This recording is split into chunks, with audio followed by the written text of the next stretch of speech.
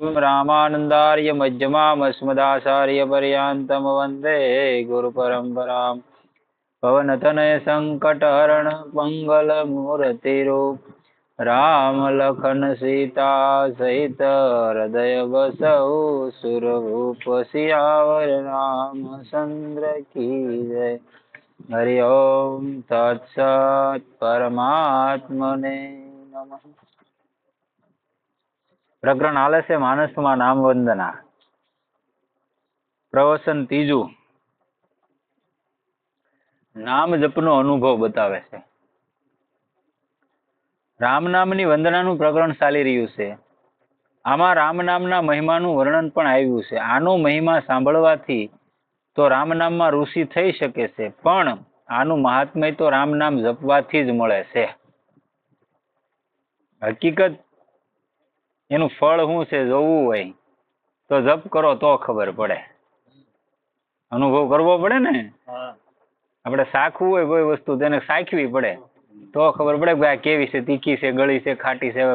એમને હું તમને કહી દઉં ભાઈ આવી છે તો તમે એમ કહો હા હશે, પણ અનુભવ નથી। એમ જો તમારે અનુભવ કરવો હોય તો એક ફેર અનુભવ કરી લેવાનો જપ કરીને કે ભાઈ હકીકત આવડા કે હાસું છે કે આવડા અમારી જેમ જ તે કરે છે।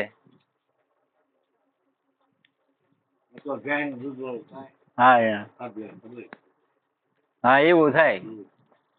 એટલા માટે ઘણી ઉપયોગી વાત છે।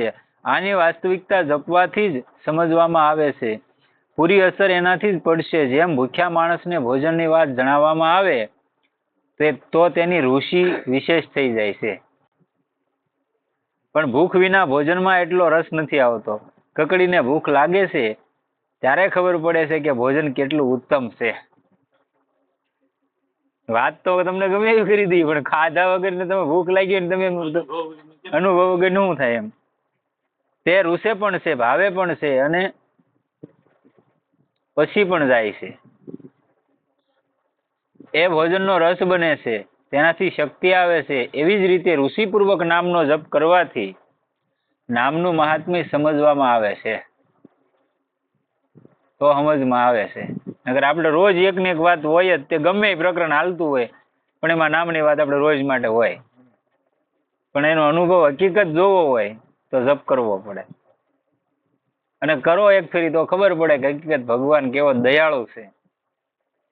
કોઈ પણ વિધાન થતું છે ને એમાં ભગવાનની કોઈ ઈચ્છા છે, એની ઈચ્છા વગર એક વાળ નો હલી શકે સાહેબ, પણ એની કોઈ એવું એની પાછળનો હેતુ સારો હશે, અથવા તો તમને કોઈ એનાથી મોટું પ્રારબ્ધ મળવાનું છે, એની બદલે કાંઈક ભજનના પ્રભાવથી, ભગવાનના નામના પ્રભાવથી તમારું બેસી ગયું છે થોડું ઘણું, એવું હશે। ઘણા ન કહેતા કે બસ ખાલી એટલો ફેર રહી ગયો, નકર કે આજ મરી ગયેલા હતા। હા એમ, હા રાજા પ્રધાન નું છે નહીં, ભગવાન જે કરે એ કે સારું કરે। રાજાની આંગળી કપાણી તો પ્રધાને કીધું કે ભગવાન કરે એ સારું કરે, હારા હાટું કર્યું। ઓલો રાજા કે મારી આંગળી કપાણી તું રાજી છો, ઈ કે રી જડી કે ભગવાને આમાં એનું સારું કર્યું, આને કે કાઢો, એને કાઢી નાખ્યો। રાજા એકલા શિકારે ગયા, વાત આવી એટલે કરી દઉં, એકલા શિકારે ગયા તો બરોબર એને લઈ ગયા ઓલા જે મારાઓ હતા બલી ચડાવવા માટે। એટલે ઓલા રાજાને લઈ નવરાવી ધોરાવીને તૈયાર કર્યો, ખવડાવી પીવડાવીને બરોબર બલી ચડાવવાની તૈયારી કરીને ત્યાં ભાળી ગયું કે આ તો ખંડિત છે, કે આ નો હાલે કાઢો। એટલે એને મૂકી ગયા વાસો, રાજા એવો ઘરે એ કે હવે પ્રધાનને બોલાવો। પ્રધાનને બોલાવીને કીધું કે ભાઈ તું એમ કેતો ભગવાન કરે એ સારું કરે, મારી યારે ચાલને આંગળી કપાણી, ભગવાને કદાચ સારું કર્યું, હું બેસી ગયો, પણ તારી યારે હું સારું કર્યું કે એ કે તો હું તમારે યારે હોત તો મને નો લઈ જતી, કે મને કઈ વાંધો નતો। એટલે ભગવાને કર્યું હારા હાટું કર્યું।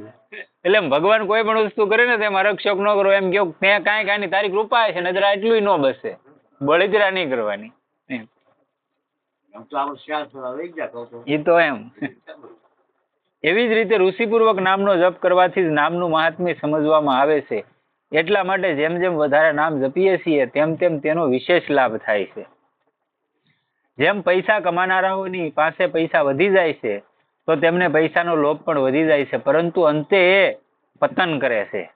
કેમ કે સંપત્તિ આવે એની પાછળ ઘણા બધા કુલક્ષણો આવે, એક જ વસ્તુ નથી આવતી, સંપત્તિ એકલી નથી આવતી, એની માં ઘણું બધું ખાલી કરવાનું સાધનો લઈને આવે। કેમ કે પૈસા નાશવંત છે। સામાન્ય માણસને પૈસાનો અભાવ ઓછો હોય છે, ધનિક માણસને અભાવ વધારે હોય છે। આપણે સામાન્ય માણસ અમુક મૂડી આપણે આગળ હોય ને તો ઘણું આપ્યું ભગવાને, હવે બહુ કઈ ઓલું નથી, છોકરા ખાઈ પીએ કે છે ને પવણે પવટાઈ સુખી છીએ, પણ જેને આગળ વધારે હોય ને એને તો એનથી ઉપર ટોપ લેવલ ગોતતો હોય કે હજી હું આનથી ઉપર વયો જાઉં. અને છેલ્લે છેલ્લે પતનનું કારણ બની જાય પૈસો એમ. સામાન્ય માણસને સેંકડોનો ધનિકોને, હજારોનો વધારે ધનિકોને અને લાખોનો અને તેનાથી પણ મોટો ધનિકને કરોડોની ખોટ હોય છે. વધારે ખોટ. એવી જ રીતે ભજન કરનારાઓને પણ ભજનની જરૂરત હોય છે. જેઓ આના મહિમાને જાણે છે તેઓને ઘણા ભારે અભાવનો અનુભવ થાય છે. તમે કોઈ મહાપુરુષ પાસે ગયા, સ્વાભાવિક છે તમને પ્રશ્ન કર્યો કે ભાઈ કેમ થાય છે ભજન, તો શું કહેવાના? આપણે જઈને કહેવાના કે થોડું ઘણું થતું હોય તો આપણે એમ કે નાના કરીએ છીએ, ન કરતા હોય તો અડધું ગપ મારી દઈએ કે કરીએ છીએ, સારું લાગે એમ. પણ હકીકત એવું ન હોય. તમારામાં સત્યતા હોય તો એની સામે એક જ પ્રશ્ન કરાય, એને તમને પૂછ્યું કોઈ મહાપુરુષ કે કેવું ભજન થાય? જેવું ઈચ્છા છે એવું થતું નથી. આ ભાવ હોવો જોઈએ, જેવી મારી ઈચ્છા છે એવું હજી ભજન નથી થતું. એટલે એને સમજણમાં આવી જાય કે આને કેટલું ભજન કરવાની ઈચ્છા છે.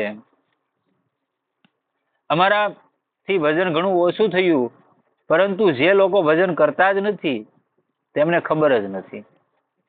તેઓ આના મહાત્મ્યને જાણતા જ નથી, પરંતુ તેઓ જેવા પોતાનામાં કમી અનુભવે છે કે તરત જ તેમને ભજનનું મહાત્મ્ય સમજાય છે.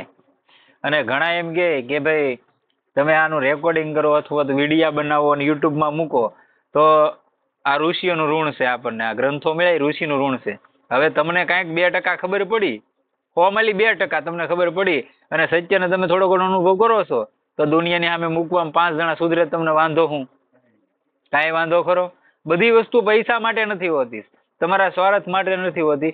ક્યારેક સમાજના હિત માટે તમે જીવી શકો, બધું સ્વાર્થ માટે નહીં જીવવાનું એમ. આવું મહાત્મય સમજનારાઓને માટે લખ્યું છે કે નામના ઉચ્ચારણ માત્રથી કલ્યાણ થઈ જાય છે.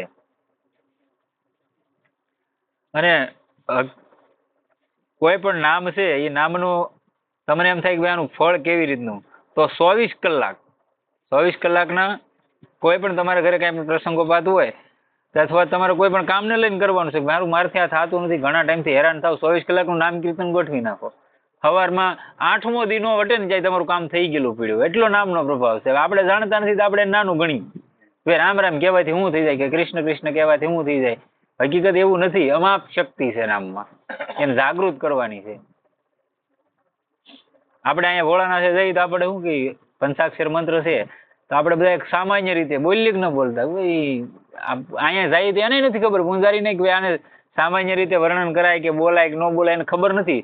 હકીકત મંત્રો જેટલા છે ને દુનિયામાં મંત્રો, એ બધા મંત્રોનો રાજા છે. એ શિવ પંચાક્ષર મંત્ર બધા મંત્રોનો રાજા છે.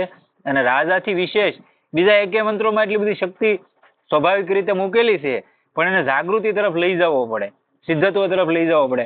અને આ એક એવો મંત્ર છે શિવ મંત્ર કે એમાં દેવતા બિરાજમાન છે, પછી એના ઋષિ બિરાજમાન છે, અને તરત તમને એનું ફળ પ્રમાણ મળે એવો મંત્ર છે. 15 દિવસની અંદર મેં એના પ્રમાણો આપણે જોયેલા છે, ખાલી 15 દિવસ. ભગવાન કૌમુદી નામનો એક ગ્રંથ છે, તેમાં ભગવાન નામ કૌમુદી નામનો એક ગ્રંથ છે, તેમાં ખાસ શાસ્ત્રાર્થ દ્રષ્ટિથી વિવેચન ના કરવામાં આવી છે કે નામનું ઉચ્ચારણ કરનારાઓને નામને લાયક માનવામાં આવ્યા છે. જેમ કે ગજેન્દ્રએ આર્ત થઈને ભગવાનનું નામ લીધું તો ભગવાન પ્રગટ થઈ ગયા. ગજેન્દ્ર એટલે હાથી, તળાવમાં પડી ગયો હોય, બધી બાજુ આમ નજર કરી કે આનું કોઈ દેખાતું નથી ને બધા હાથી ને આથણીઓ ને બધા એની આરે હતા ને બધાએ મહેનત કરી લીધી, નીકળવાનો કોઈ આરો નહોતો બસવાનો, કેમ કે ઓલા ઝૂડે પકડી એવો લીધો ગ્રાસ, એટલે કે હવે નીકળવું કેમ. એટલે પછી એક એને પૂરવનું એનું ભજન હતું, એટલે એને એક યાદ આવી ગયું કે ભાઈ હું ભગવાનનો દાસ છું, આ મને ક્યાં ભૂલાઈ ગયું. નારાયણ એમ અંતરથી આર્તનાદ નીકળી ગયો, એટલે પરમાત્માએ ઓલા મગરમચ્છને મારી નાખ્યો ને હાથીને છોડાવીને બહાર કાઢી નાખ્યો.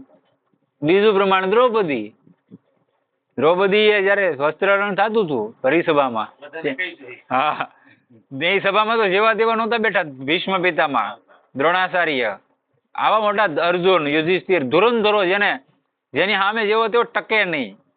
એ સમયગાળામાં કોઈ એવો વીર યોદ્ધો નહોતો કે આવડે સામે ટકી શકે, પણ છતાંય બધાથી લાચાર, બધાને લાચાર જોયા દ્રૌપદીએ. ત્યારે કીધું હે દ્વારકાધીશ, એટલે સીધો દ્વારકાથી હાડી બનીને પ્રગટ થઈ ગયો હતો, ભગવાન બનીને નહીં, હાડી બનીને. એટલે અંતરથી નાદ નીકળી ગયો કે હવે તારી સિવાય મારું કોઈ નથી, એટલે તમારી લાજ કોઈ જ ન જવા છે. આર્તતાથી જે નામ લેવામાં આવે છે તેનું મહત્વ જલ્દી દેખાય છે. એવી જ રીતે ભાવપૂર્વક નામ લેવામાં આવે છે એની અસર વિલક્ષણ હોય છે. એક પદમાં આવે છે, કૃષ્ણ નામ જબ શ્રવણ સુનેરી મેં આલી, ભૂલરી ભવન હોતો બાવરી ભૈરી.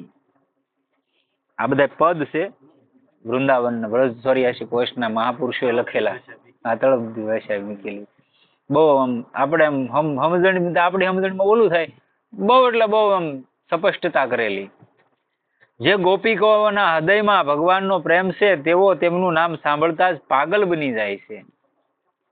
જાણતી જ નથી કે હું જાતે કોણ છું, ક્યાં છું. એવી જ રીતે ભગવાન નામથી પણ આવી દિશા થઈ જાય છે. કલ્યાણના ભૂતપૂર્વ સંપાદક ભાઈ શ્રી હનુમાન પ્રસાદ પોદારજીની નામ નિષ્ઠા સારી હતી. કલ્યાણ શરૂ ન થયું હતું એ સમયની વાત છે. કોઈકે કહી દીધું રામ નામ લેવાથી શું થાય છે, તો તેમણે કહ્યું કલ્યાણ થઈ જાય છે. અને જયારે આ ભારત દેશને આઝાદ કરવાનો હતો, આ નામની ઋષિ અને ક્યાંથી થઈ વાત કરી દો એનું નામ આવ્યું. એટલે ભારત દેશ આઝાદ કરવાનો હતો ત્યારે બધા આઝાદીમાં ક્યાંક ને ક્યાંક માણસો સંડોવાણેલા હતા ને, એટલે એમાં એને જેલમાં પૂરી દીધા. ત્યારે એની વય બહુ નાની, 17-18 વર્ષની વય હતી એની. જેલમાં પૂર્યા, ન્યાય એને નામનો અનુભવ કર્યો હતો કે નામમાં હું શક્તિ છે એમ. અને પછી તો જો કે મોટા મોટા ધુરંધર સંતો હતા જેને સમર્થ સિદ્ધત્વ પામેલા, એવા સંતો એની હારે રહેતા, અને પોતે ગ્રહસ્થ હતા પાછા, એને પત્ની ને બધું હતું. પણ તોય એમ કહેતા કે જે માણસોએ જોયેલા, મારી વાત નથી કરતો, જેને જોયેલા અનુભવ કરેલો, એ મહાપુરુષો એમ કહેતા કે ગ્રંથોનું વિવેચન લખતા હોય, જે ગ્રંથમાંથી બહુ ગ્રંથો ગીતા પ્રેસમાં એને લખેલા છે, તે લખતા હોય ને તો કનૈયો પડખે બહુ વીજળો ઢોળતો હોય. વિચાર કરો એની નામ નિષ્ઠા કેવી છે. અખિલ બ્રહ્માંડનો નાયક એની પડખે બહુ બધો પવન નાખતો હોય તો સંત કેવો હોય છે, ભલે ગ્રહસ્થમાં હતો. અને લુગડા કેવા પહેરતા, તો કે ધોતી કુર્તી, આપણે જે ખેડૂ પહેરે આવી ધોતી પહેરેલી હોય, હાદાય. અને મેડીએ એની ઉપલામાં મેડી હતી, મેડીએ રહેતા હોય તો ત્યાં આપણે વિશ્વવિદ્યાલયો હાલતી, તો ત્યાં વિદ્યાર્થીઓ બહારથી આવે હોય ને તો બધાને પૈસા ટકાની જરૂર પડતી હોય તો ઘરેથી મગાવીએ કે એ જમાનામાં તો તાર ને એવું હતું. એટલે એ સીધા ભાઈ શ્રી હનુમાન પ્રસાદની ડેલી વૈયા જાય મેળીએ, અને ત્યાં જઈને કહેવાનું કે મારે એટલી જરૂર છે, એને ત્યાંથી પૈસા મળતા. આવો દાતાર માણા, ભલા માણા, જેવા તેવા નહીં. તેણે કહ્યું અર્થ સમજ્યા વિના શું રામ નામ અંગ્રેજીમાં ઘેટાનું પણ છે. ઘેટા અંગ્રેજીમાં ઘેટાને રામ કહેવામાં આવે, અર્થ નથી ખબર તો ઘેટાનું નામ છે એમ. ત્યારે તેમણે જોશમાં આવીને કહી દીધું રામ નામથી કલ્યાણ થાય છે. એવા જોશમાં આવીને કહેવાથી તેમને 8 પ્રહર સુધી ભાન નથી આવ્યું. એટલા જોશમાં આવીને કહી દીધું કે 8 પ્રહર સુધી ભાનમાં નહોતા આવ્યા. ખાવું પીવું ટટ્ટી પેશાબ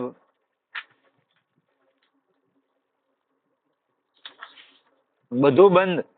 આ બાબતથી તેમની માતા ઘણી દુઃખી થઈ ગઈ અને હનુમાનને શું થઈ ગયું, આવી રીતે ભગવાનનું નામ લેશે તેનામાં ઘણી વિલક્ષણતા આવી જાય છે.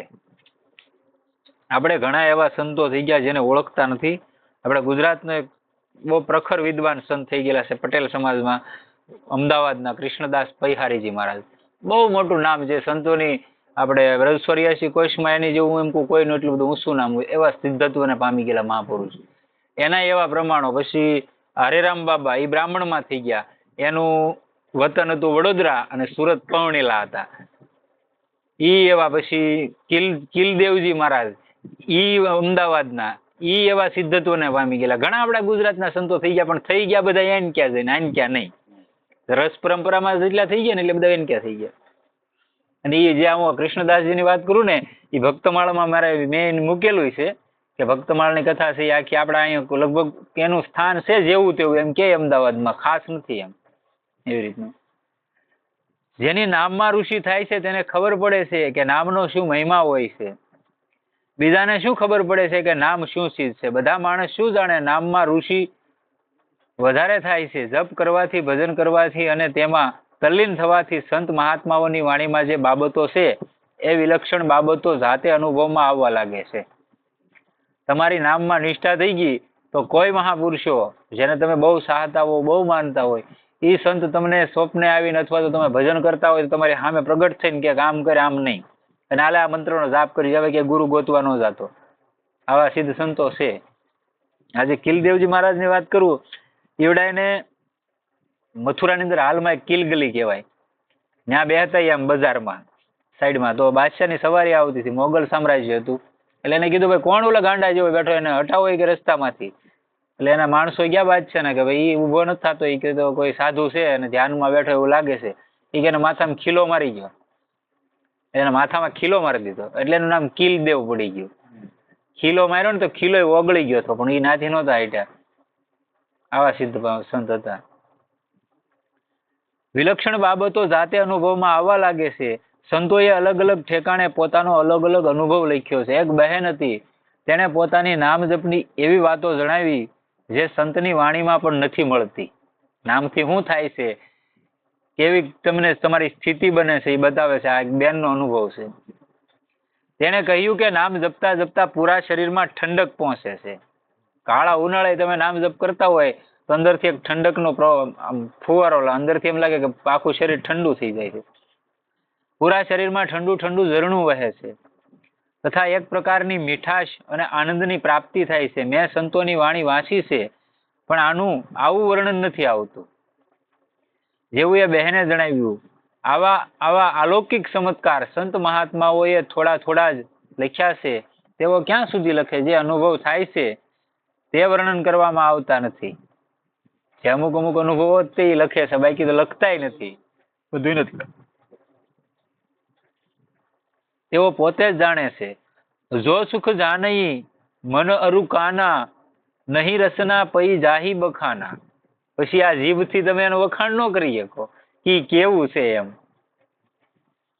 કેમ કે વખાણ કરવા જાવ ને તમારી વાણી ત્યાં પ્રમાણ આપી જ નથી શકતી. કેમ કે તમારો અંદર અંતરાત્મા જાણતો હોય કે હકીકત તમે જે દ્રશ્ય જોયું વર્ણવી ન શકાય, એ વર્ણનની બહાર રહી જાય. તે કહેવામાં આવતો નથી. તમે આમાં લાગી જાઓ ભાઈઓ બહેનો, બધાને મારી પ્રાર્થના છે કે તમે નામ જપમાં લાગી જાઓ, તમે ન્યાલ થઈ જશો. ગુરુ મળે ન મળે કે કોઈ નામ મળે ન મળે, તમને જે ગમે એ નામ પકડીને એકવાર લાગી જાઓ. આ હજી એટલી ઉંમર છે ને તોય હું તમને એમ કહી દઉં કે જો લાગી ગયા તો છેલ્લે ભવસાગર પાર તરી ગયા, 100%ની વાત છે. આ ઉંમરે હવે આનાથી ઢળી ગઈ, ખાટલામાં પડી ગયા પછી નામ નહીં લેવાય, પણ હજી શરીર સારું છે ત્યાં લાગી જાઓ. અને આમાં કઈ સમય ને એવું દેવું નથી પડતું. તમે જ્યાં સૌ ને રામ રામ કહી શકો ભાઈ. અને દુનિયા ન્યાલ થઈ જશે, બધા પર અસર પડશે, અને તમારું તો શું કહેવું, જીવન ધન્ય થઈ જશે. તો એક વ્યક્તિ નામ લેતો હોય એની પાછળ એનું હું તમને અહીંયા પ્રમાણ આપું, આઘું નહીં. હું તો ઓલા પર સત્સંગમાં બેસતો, તે એક સ્વાભાવિક જ વાત છે, બરોબર. ત્યાંથી આમ તેમ છું જે જ છું એ ત્યાંથી હું આઈને કે વાલોકભાઈ ત્યાં આપણને અનુકૂળતા ન આવી એટલે આપણે અહીંયા શરૂ કર્યું. અહીંયા અમે 3 જણા હતા બેહવામાં. પહેલી દિવસ અમે 3 જ જણા હતા. ધીમે ધીમે તમને બધાને રુચિ થતી ગઈ કે હાલો ભાઈ એવડા અહીંયા કંઈક કરે છે ને સારું જ કરે છે. તો ધીમે ધીમે બધાને લાભ મળતો ગયો કે ન મળતો ગયો. એક જણાને અંદરે કાંઈક હશે તો બીજા 10, 15 કે 20 કે પસાયની એની હારે બેહવા વાળામાં એ વસ્તુ આવશે. એટલે હું તમને કહું તમારે હારે બેહવા વાળાને કહીને કે લુગડું મેલું થઈ જાય તેને ધોવા માટે મહેનત કરવી પડે, મેલું કરવા માટે મહેનત ન કરવી પડે. એટલે આ મેલા થઈ ગયેલા છે આપણા જન્મના અંતકરણ, એને સાફ કરવા માટે નામ લેવાનું છે ભાઈ.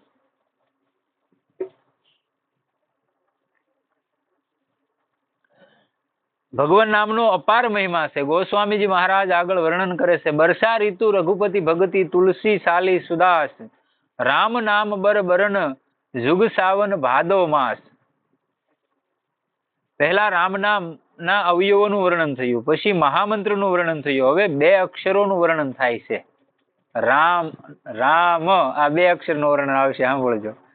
ર અને મ એ 2 અક્ષર છે. જે ભગવાનના વહાલા ભક્ત છે તેઓ શાલી ઉત્તર ડાંગરની ખેતી છે અને વર્ષા ઋતુ શ્રી રઘુનાથજી મહારાજની ભક્તિ છે. વર્ષા ઋતુમાં જ વર્ષા ખૂબ થયા કરે છે. ડાંગરોની ખેતી, બાજરી વગેરે અનાજોની ખેતીથી જુદી હોય છે. રાજસ્થાનમાં ખેતરમાં જો પાણી ભરાઈ રહે તો ઘાસ સુકાઈ જાય. આપણે ગુજરાત જેવું રાજસ્થાનમાં છે, પાણી ભરાઈ જાય એટલે ન્યાય આપણે જે મોલાજ થાય એ જ થાય બધી રાજસ્થાન સુધી. પણ ડાંગરના ખેતરમાં પાણી કાયમ ભરેલું રહે છે, તો જ થાય ચોખા, તો જ થાય, નહીતર થાય નહીં. જેથી ખેતરોમાં માછલીઓ પેદા થઈ જાય છે. શાલીનું ડાંગર ઉત્તમ હોય છે. જે ખેતરમાં માછલીઓ પેદા થઈ જાય એ ડાંગર બહુ ઉત્તમ કહેવાય, એને શાલીનું ડાંગર કહેવાય. ડાંગર જેટલી ઉત્તમ હોય છે એટલું જ પાણી વધારે માંગે છે. ચોખા જેટલી કિંમતે ઊંચો વેચાય એટલું એમાં તમે પાણી વધારે પાયું છે, એમ યાદ રાખવાનું, વધારે પાણી જોયું છે. તેમને કાયમ પાણી જોઈએ છે. ત્યાં રા અને મ એ બંને શ્રેષ્ઠ વર્ણ છે. આવી જ રીતે શ્રાવણ અને ભાદરવો એ બે માસોની વર્ષા ઋતુ કહેવાય છે. શ્રેષ્ઠ ભક્તને ત્યાં રામ નામ રૂપી વર્ષાની જડી લાગી રહે છે. આગળ ગોસ્વામીજી મહારાજ કહે છે, તમારામાં ફેરફાર ન આવ્યો હોય, કોઈ પણ જીવનની અંદર તમે એમ કહો કે અમે તો ઘણા ટાઈમથી સત્સંગમાં જઈ, કઈ ફેર નથી આવ્યો, અથવા તો આવડા બધા જાય કઈ ફેર નથી આવ્યો, તો આખા ગામ હોબટ હાલ્યો આવવાનું તમારે. એનું હું તમને પ્રમાણ બતાવું. આપણી વાહે બીજા 10 જણાને હાલ્યો આવવાનું. આપણે હાલ્યો એની વાહે બીજા 10 જણાને હાલ્યો આવવાનું. આપણે નીકળીશું ને કોઈ પણ વ્યક્તિ, તો ગામમાં એવા સજ્જન માણસો હોય છે કે બધા નાસ્તિક થોડા છે. એ આપણે નીકળશું કોઈ કેમ કે ભાઈ મહાદેવ, તો આપણે કઈ મહાદેવ, કોઈ કેમ કે સીતારામ, તો આપણે કઈ સીતારામ. વાહે ઓલી બગા હું આવતી હોય તો એને નહીં કહે. તેનું કારણ શું ભાઈ? તમારી માથે કે બોડિયું મારેલું છે સીતારામનું, મહાદેવનું, પણ ખબર છે કે આમાં કંઈક છે. અને તમારી ગામમાં સરસા થવા મળે, વાતું થવા મળે, ત્યારે તમારે સમજવાનું કે હજી હું બસ હાલ્યો છું થોડુંક, ત્યારે તમારી વાત થાય, ને ત્યારે વાત ન થાય. તમે કાંઈક ઊંચા હાલ્યા હોવ ને ત્યારે જ દુનિયા તમારો પગ ખેંચે, બાકી કોઈ ખેંચતું નથી. તમે હાવ હેઠે વયા ગયો કોઈ તમારી સંભાળે નથી લેતું. એની કરતા આગળ સી. હા, સમજ્યા તમે? તો પગ ખેંચવાની વાત જ ક્યાં રહી? તમારી ત્યાં બેઠા બેઠા કાપે જયારે સમજવાનું, તમે એની કરતા આગળ આવેલા જાવ ત્યારે જ એને કાપવાનો મોકો મળ્યો. અને ભગવાન એને મોકો આપ્યો કે આવડાને સાફ તો કરવા પડશે.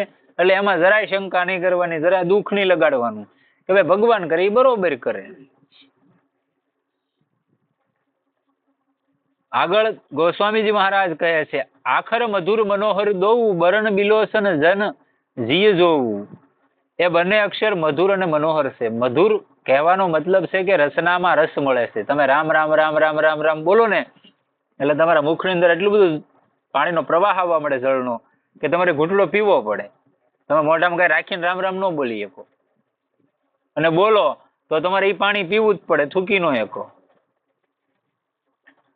મનોહર કહેવાનો આશય એ છે કે મનને પોતાની તરફ ખેંચી લે છે. જેમણે રામ નામનો જપ કર્યો છે તેમને આની ખબર છે, ખબર પડે છે. બીજા માણસ જાણી શકતા નથી. જેને જપ કર્યો હોય એને ખબર પડે છે, બાકી બીજા નથી જાણી શકતા. વિલક્ષણ વાત છે કે રામ રામ કરતા કરતા મુખમાં મીઠાશ પેદા થાય છે. અમુક સમય તમે આખો દિવસ સતત નામનું ચિંતન કરતા હોય ને તો 2-4 દિવસની કે 8 દિવસની તમારું માથું છે ને ભારે ભારે થઈ જાય. પછી ફૂલ શિયાળાની ઠંડી હોય એમાંય તમે રામ નામનો જપ કરતા હોય તો તમારા વાળ વડા ટૂંકા કરાવવા પડે. એટલી ગરમીનું પ્રજ્વલતા આવી જાય તમારા શરીરની અંદર, મસ્તિષ્કમાં. કેમ કે જે અંદરથી ધ્વનિ ઉત્પન્ન થાય ને સીધો માર ક્યાં કરે? અહીંયા બ્રહ્મરંધમાં માર કરે. એટલે આની અંદર ઘણી બધી નસનાળીઓ છે એવી જે સૂક્ષ્મ રીતે બંધ છે, એને શરૂ કરી દે. એટલે અમુક વિકાસ તમારી યાદ શક્તિ ને બધું સતેજ થવા મળે. આપણને એમ થાય હું આવો હતો ને આ બધું ફેરફાર કેમ થઈ ગયો? પણ એને લીધે થવા મળે. કેમ કે જે બંધ ફેક્ટરા છે ને ખુલવા મળે. જેમ ઉત્તમ દૂધ હોય છે અને તેમાં સાકર વાટીને ભેળવી દેવામાં આવે તો તે કેવું મીઠું થાય છે? ભેળું થઈ જાય ને ભાઈ.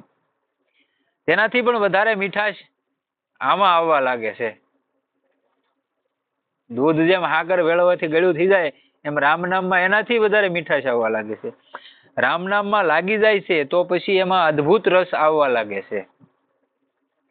એવા એ 2 અક્ષર મધુર અને મનોહર છે. બરણ બિલોસન જનજી જોવું. એ બંને અક્ષર વર્ણમાળાની 2 આંખો છે.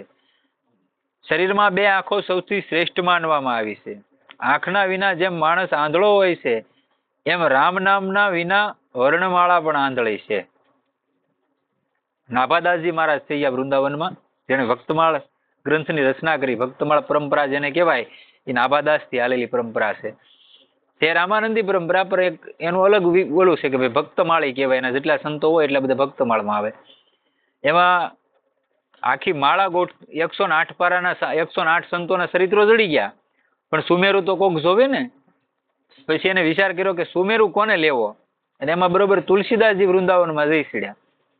અને આને ઓલે બરોબર ભંડારો સંતોનો જમણવાર, એટલે હવને જ્યાં જગ્યા મળી ને વ્યવસ્થિત જ બધા બેસી ગયા, પણ તુલસીદાસજી મહારાજને જગ્યા ક્યાં મળી? તો ઓલા સપલા કાઢેલા હતા ત્યાં મળી.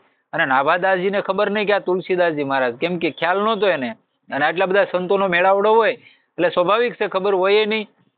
એટલે બેઠા હતા ને એમાં બરોબર પીરસવા વાળો આવ્યો ને ત્યાં મોજડી પડી હતી કોઈ મહાપુરુષની. આને સીધી મોજડી લાંબી કરી કે આમાં ખીર નાખી દે. એટલે ઓલા કીધું ગાંડો શોખ હું કે તુલસીદાસજી મહારાજને પીરસવા વાળા એ કેમ?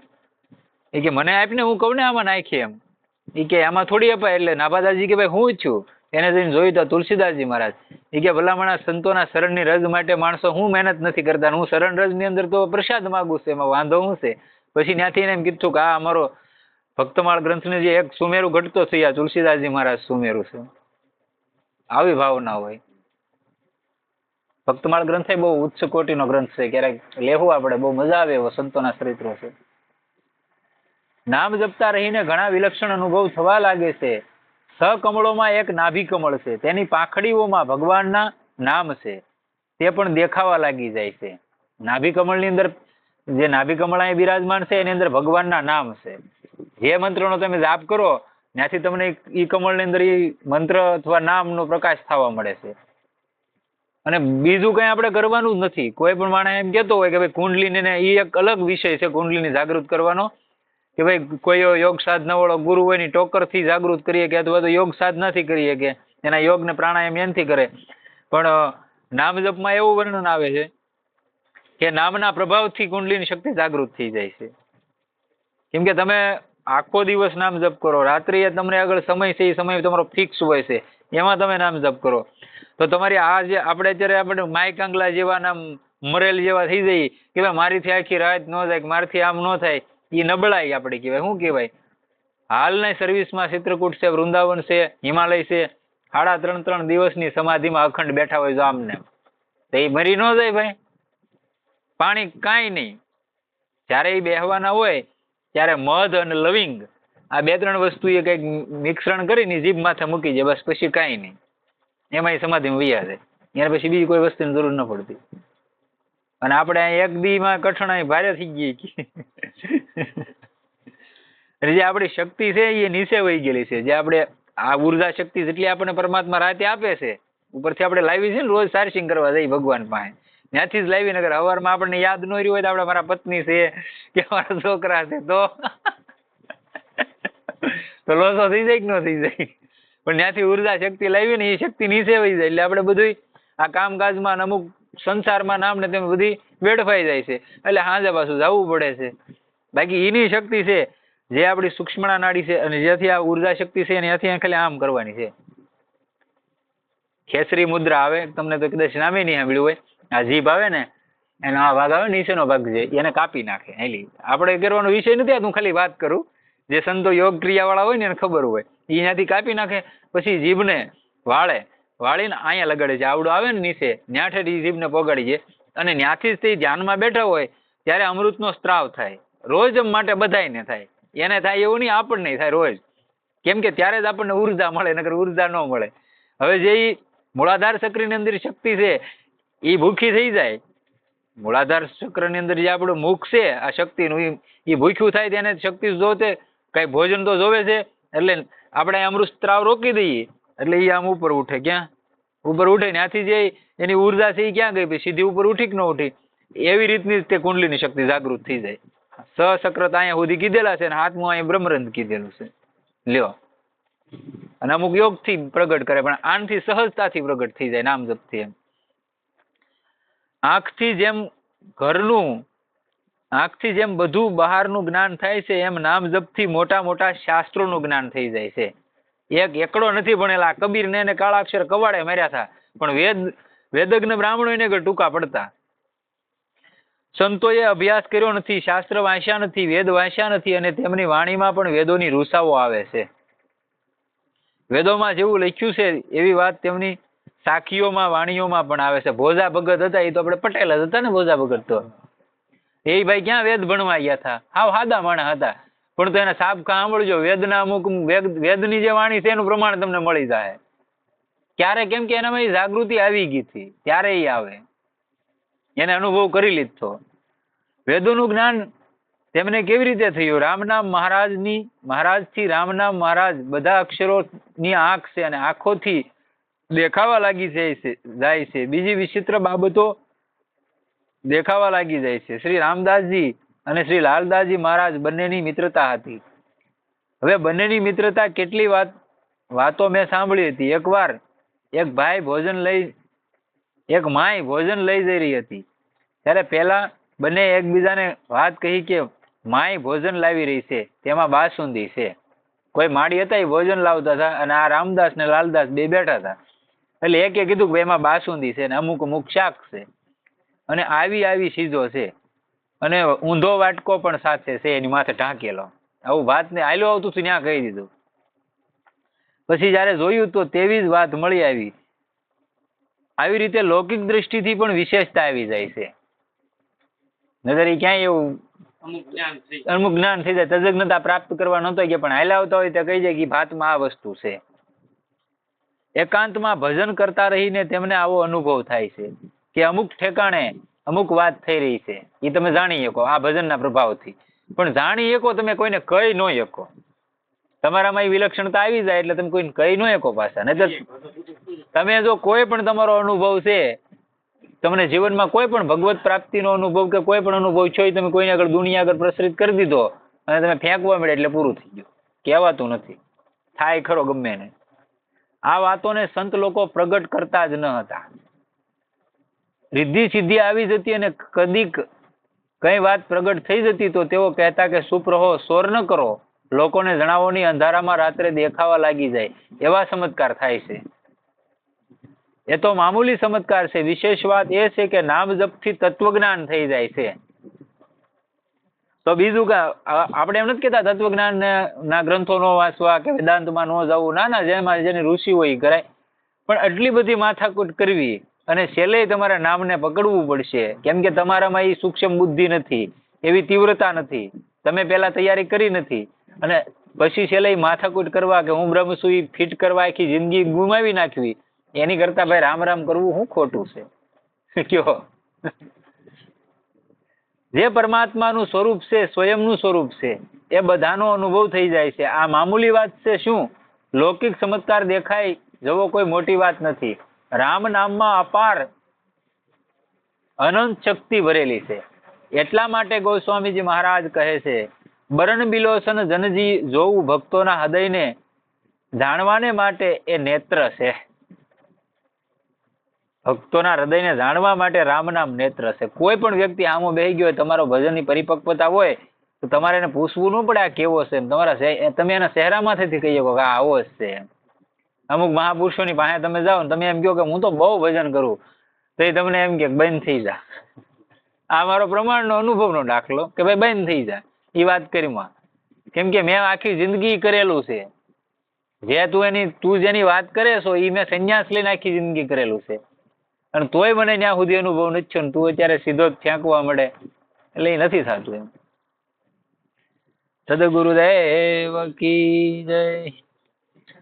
સીતારામ રામ રામ સીતારામ રામ રામ સીતારામ રામ રામ સીતારામ રામ રામ સીતારામ રામ સીતારામ રામ રામ સીતારામ રામ રામ સીતારામ રામ રામ સીતારામ રામ રામ સીતારામ રામ રામ સીતારામ રામ રામ સીતારામ હે સીતારામ રામ રામ સીતારામ રામ રામ સીતારામ રામ રામ સીતારામ સીતારામ રામ રામ સીતારામ રામ રામ સીતારામ રામ રામ સીતારામ સીતારામ રામ રામ સીતારામ રામ રામ સીતારામ રામ રામ સીતારામ રામ રામ સીતારામ